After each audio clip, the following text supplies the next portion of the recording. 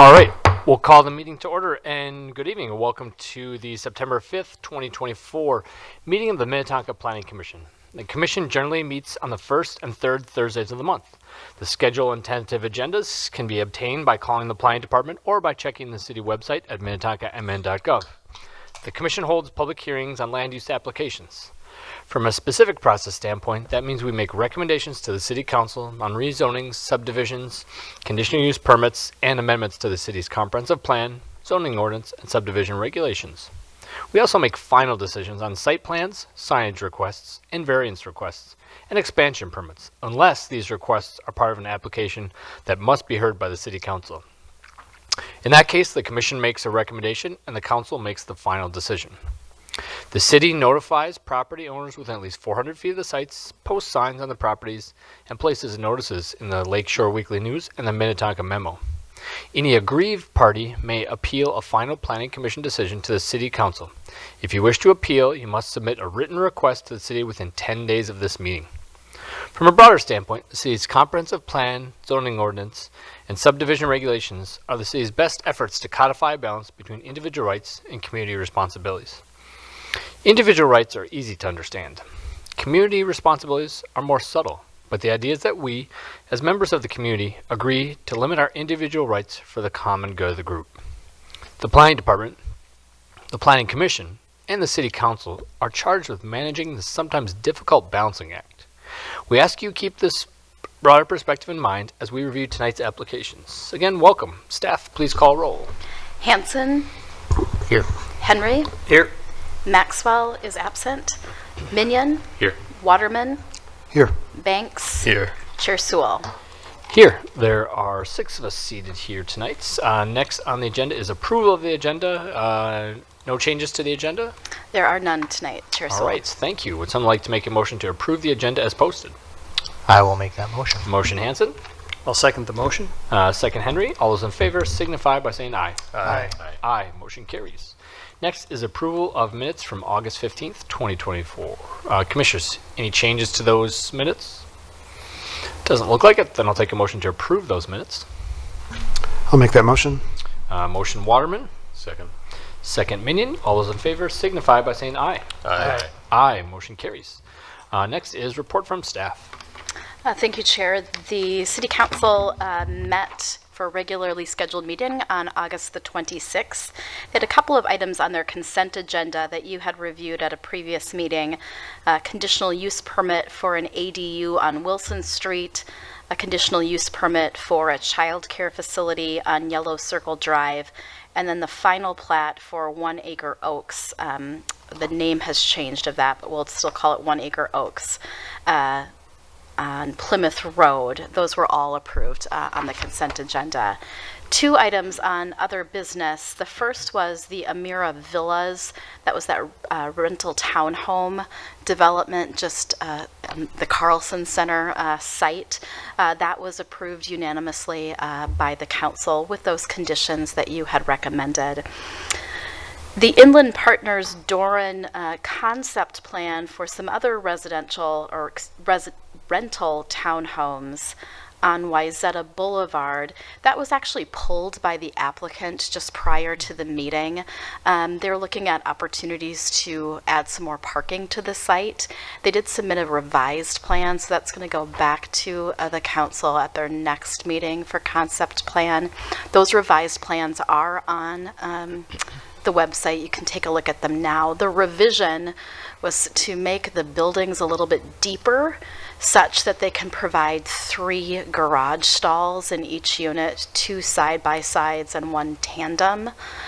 So 3 garage indoor parking spaces per each 3-bedroom unit. And that is all from the council meeting. Your next scheduled meeting is September the 19th. Great. Thank you. Commissioners, any questions for staff? Or, Commissioner Henry. Susan, just a question of clarification. You're talking about the Marsh Run 3 proposed development, is that correct? Thanks. One question I have is for the 1 Acre Oaks, I think that was a consent agenda item. Was there any material changes than what we saw? Chair Sewell, no. And typically, a final plat is a consent agenda item from a legal perspective if preliminary plat is approved and there are no material changes between preliminary and final. The city has to approve that final plat, and we can't add any additional conditions of approval. Okay, that's what I thought. Just curious. Commissioners, anything to report? One thing I'd like to report is I just want to thank the staff for organizing another great annual joint EDAC Planning Commission Council field trip, as we call it. It's our favorite meeting of the year. We get to go look at different developments throughout the city and see where things are at. And light rail was kind of the theme, so it was really interesting to see the spots where light rail has shaped the city. And we'll see how it shapes it more going forward. But thank you to the city staff for organizing and having a great event and a great evening. So thank you for that. All right, we will move on to item number 7, public hearings, consent agenda items. There are none. Then that will bring us to item number 8, non-consent agenda. Before we begin consideration of the non-consent agenda items, I'd like to review the steps in the process and the public hearing procedure that will be followed for each proposal. First, the item will be announced and the staff will report on the subject. The commission will then ask questions. Next, the applicant will be invited to make a presentation or offer comments. Commissioners may ask additional questions at this time. After the applicant is finished, the public hearing will be open to give anyone present the opportunity to comment on the proposal. If you wish to speak, please come to the podium and state your name and address for the record. We ask that you keep your comments brief and try not to repeat points already made. Once everyone has spoken, we may allow speakers to return for additional comments at larger meetings. Neighborhood spokespeople are encouraged and will be given up to 15 minutes to present. The public hearing will then be closed and no further comments will be allowed. The commission will discuss the proposal and make a decision. The first item on tonight's consent agenda or non-consent agenda item is item 8A, items concerning Sears Imported Autos at 13580 Wayzata Boulevard. Ms. Rains, I believe this is your report. Thank you, Chair. Commissioners, tonight's item is for a request for a site and building plan review and conditional use permit for Sears Imported Auto at 13580 Wayzata Boulevard. This property is north of I-394 along Wayzata Boulevard between Plymouth Road and Interstate 494. For some context, Sears Imported Auto is a business that has been in Minnetonka since the mid-70s. The subject property is immediately west of the Mercedes-Benz dealership. These sites are under common ownership and do share parking. The subject property is currently approved for uses related to exterior sales, display, storage, and automotive repairs. These uses, are located in the northern portion of the building. The southern half is occupied by several individual tenants. Those uses are retail and service uses. Tenants such as Flooring Expo and Creative Sewing. The proposal for Sears Imported Auto is a redevelopment of the site to increase the area of the automotive use to the entire building. Again, it was the northern half. This proposal would be for the full building. Sears Imported Auto would be the sole occupant. Their proposal includes a building addition of 3,700 square feet, site work of 5,000 square feet, and a service bay. The service bay does require a height increase of 8 feet.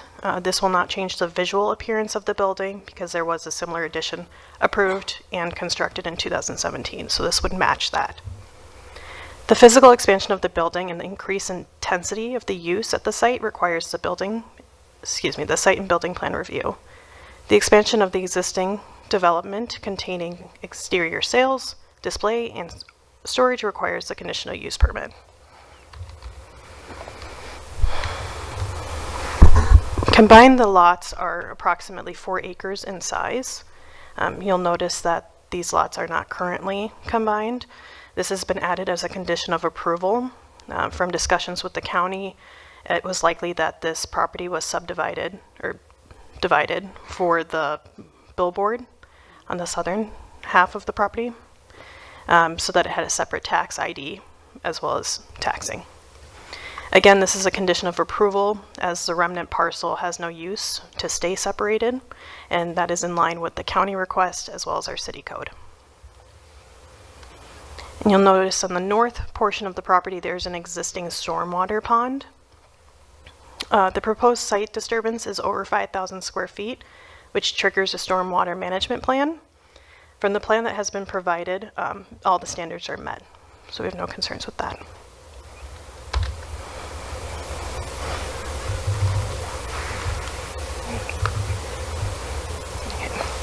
For the proposed conditions of the site, the apparent visual changes are going to be more so seen for the exterior facade change, the reconfiguration of the parking stalls nearest the addition, and then the addition itself. Again, the addition is 3,700 square feet and would be located in the southeast corner of the property, the existing building. Tenants that currently occupy the space have been informed of the proposal, and they have also been connected with our economic development staff as well as our resources. I have also provided that to the applicant as well for any additional tenants that may need that information as well. For the site, the parking required is 139 stalls. The proposal would have 137 stalls, which is a surplus of 44 stalls. With that, we have added a condition of approval for a snow removal plan, which would require a plan approved and shown to the city of where the snow will be placed, whether on-site or off-site. So the surplus of 44 stalls would be sufficient area for that. The last exterior element would be the facade. The applicant is proposing a complete update to the exterior, which would match the appearance of the Mercedes-Benz dealership to the east. This would be achieved by aluminum composite panels, glass, and the repainting of existing brick and EIFS.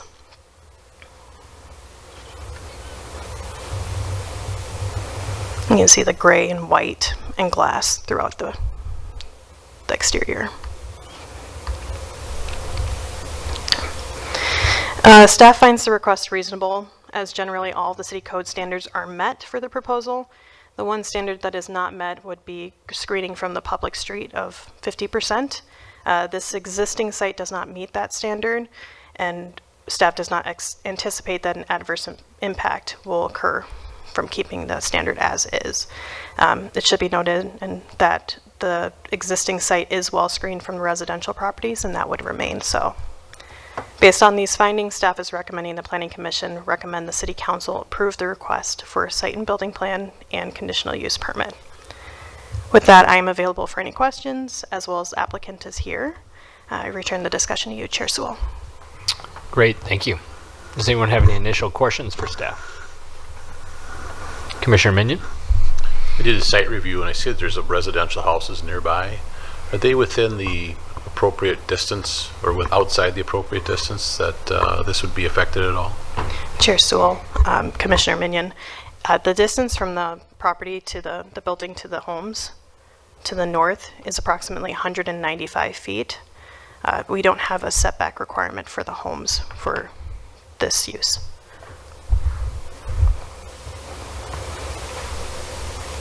Other questions? There was one question, I think. Matt, I'll jump in for you. A question about, in the not too distant past, we had a sign variance request, I think, for this property. Just curious if that stays with this building, or because it's a new owner, if that will change, or? I prepared a slide. Ah, I set you up. It was a softball. It's Thank you. rhetorical. Thank you, Chair, Commissioners. So in 2019, Flooring Expo was approved to sign variance, and that was specifically for the tenant in a multi-tenant building. As this tenant would be the sole tenant, it would change classification and no longer be a multi-tenant building, so it wouldn't be applicable. They'd have standards which are shown below, which actually would be greater, and they are regulated by sign size as opposed to height. Okay, great. Thank you. Was that really 2019? Holy smokes. Time flies, I guess. All right, any further questions for staff. Otherwise, if the applicant would like to come forward and offer anything, any presentation, you're more than welcome to. But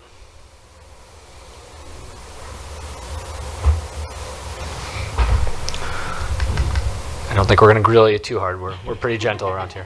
My name is Neil Missling. I'm an architect for Mohegan Hanson Architects. Worked on this project to get this proposal here and available to answer any questions if you'd like. Okay, great. Commissioners, do we have any questions for the applicant? Commissioner Henry? Thanks. This may be out of the, the purview of what the Planning Commission does, but in the proposal, it talked about a Sprinter van selling and maintenance facility. And in this picture, it shows there's some, maybe a Maybach, and there's a couple of Mercedes SUVs and other things too. So can you help the contradiction in my mind with why is there no Sprinter vans showing here and why the other ones? Yeah, in the floor plan there, it shows the Sprinter vans. That's just a function of our software that we use to produce the graphics. The vans are all very box van looking.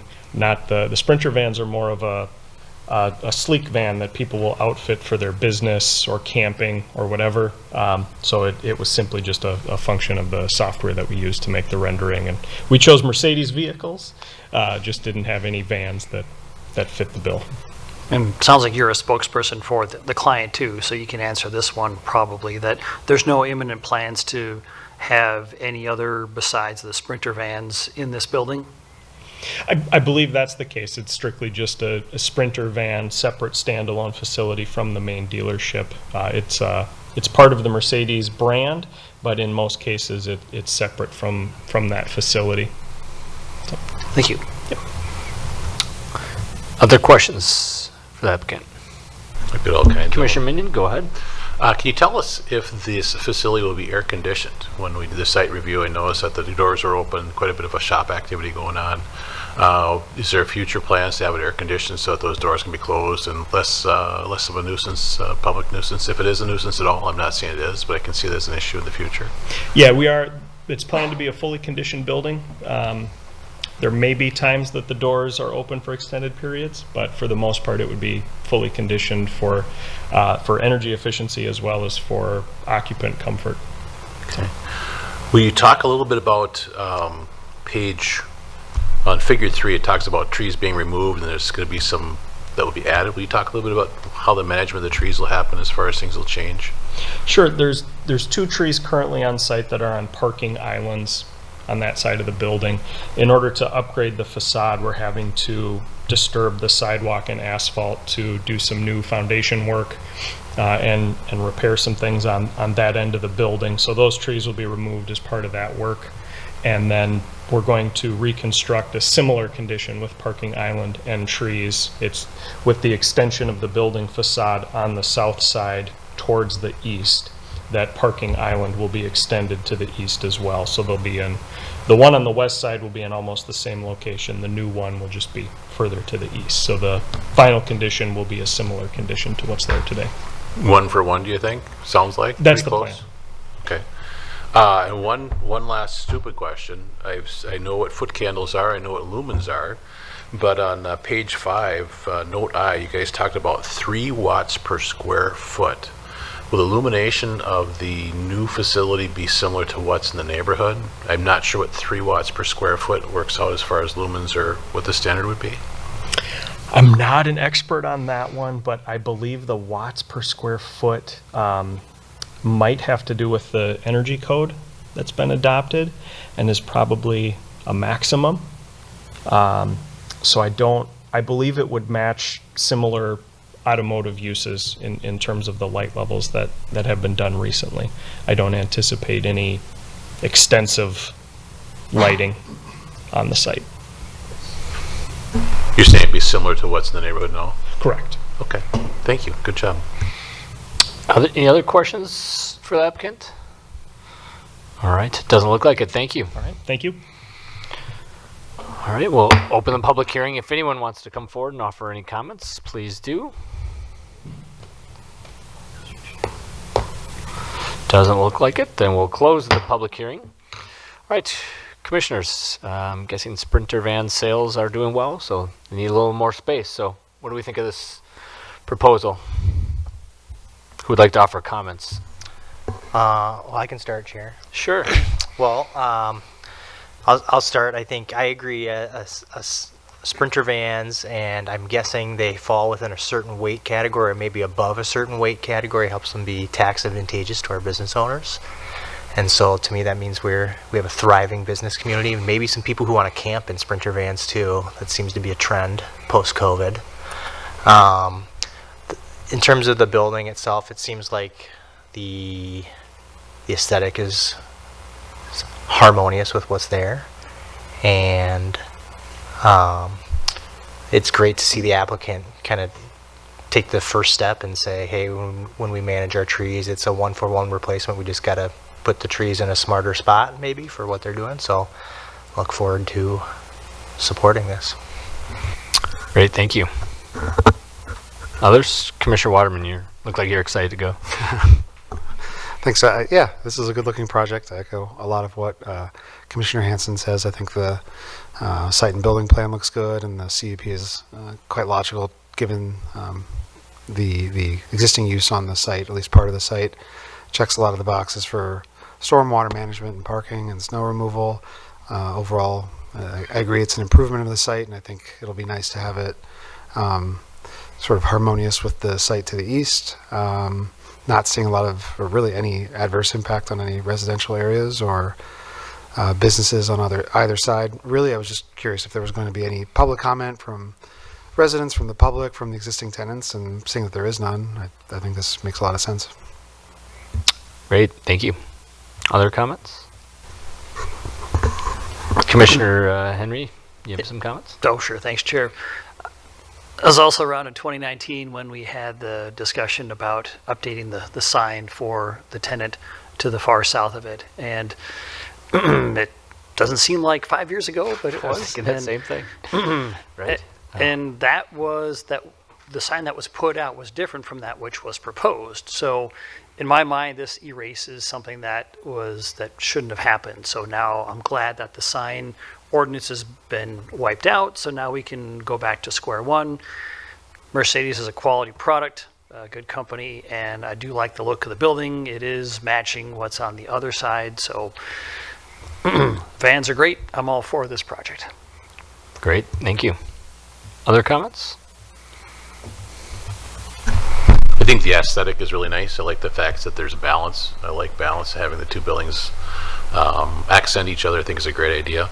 I like the way that you approach things, where you only went up in 0.5% in impervious surface. I nod my hat to you.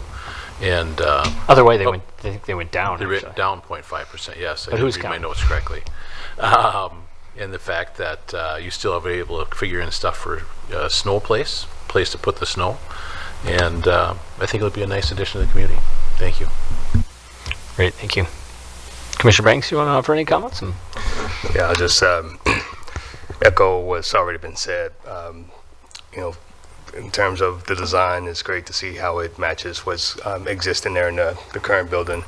I think it's great to see existing businesses in our community grow and expand and come up with new ways to do business in the community. So I think it's I'm in support of this. Hopefully the current tenants will find a home still within the Minnetonka area, but I think this is a great idea and a great place for you guys to do your expansion. So good luck to you there. Great, thank you. Any other final comments? Otherwise, I'll offer mine. Commissioner Banks, I had kind of the same thought as you. I like the proposal. I was just glad to hear that the existing tenants and businesses hopefully can work with staff, and hopefully the owners have given them plenty of time to make other arrangements and find other locations. But I think it's nice to have kind of a cohesive area when it comes to car dealerships, to have kind of go-to spots, or so when people are shopping for cars, they can or vans in this case, they can stick with kind of one area. So I think the cohesion really works well. I don't have a whole lot more to say, but I think we're probably ready for a motion here. If someone would like to make a motion to recommend the City Council adopt the resolution approving the proposal for items concerning Sears Imported Autos at 13580 Wayzata Boulevard. Would someone like to make that motion? I'll I'd make like to the- make that mo- oh, Go ahead, sir. All right, I'll take it. I'll make that motion. Motion Waterman. Seconded. Second Minion. Staff, please poll the commission. Hanson, Yes. Henry, Yes. Minion, Yes. Waterman, Yes. Banks, Yes. Chair Sewell. Yes, motion carries. And this is a recommendation to the City Council to be heard on September 23rd, 2024. I would imagine just one last thing for the record. This could maybe go on their consent agenda, but Thank you, Chair I'll Sewell. do I them would- a favor. I would agree. sounds good. Thank you. All right. Good luck with your proposal. All right. Moving on to item number 9, adjournment. Who would like to make the motion to adjourn? I will make that motion. Motion Hanson. I'll second the motion. Second Henry. All those in favor signify by saying aye. Aye. Aye. Motion carries. We are adjourned. Good night.